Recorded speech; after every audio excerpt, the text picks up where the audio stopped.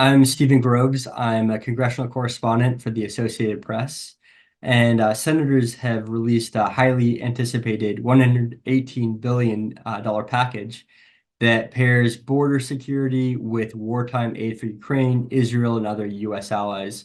But it's facing what has proven to be a wall of opposition from conservatives, especially, and is really unlikely to pass both chambers.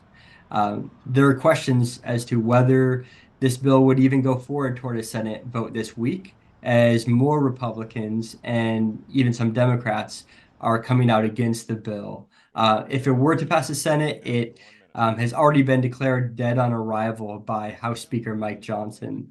So really, it leaves few options for one of President Joe Biden's main foreign policy goals, which is to resupply Ukraine with foreign aid. The package has about $60 billion worth of aid included for Ukraine. Right now, the U.S. has had to halt shipments of ammunition and missiles to Kiev. It really leaves Ukrainian soldiers outgunned as they are trying to beat back Russia's invasion. There's also $14 billion in the package that is intended for military support for Israel, but that also could splinter Democratic votes. Senator Bernie Sanders, who's an independent senator from Vermont, is pushing to strip $10 billion from that portion of the package for offensive weaponry, and it would only leave kind of defensive weaponry for Israel. Really, the downfall of this package has been the portion that deals with border security. Now, senators came up with a compromise that looks to basically control the number of asylum seekers that come to the border.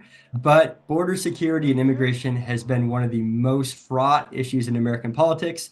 And the fact that this is happening in an election year makes it even more intense. Republicans have really been reluctant to give Biden a political win on an issue that they see as one of his biggest vulnerabilities heading into the election.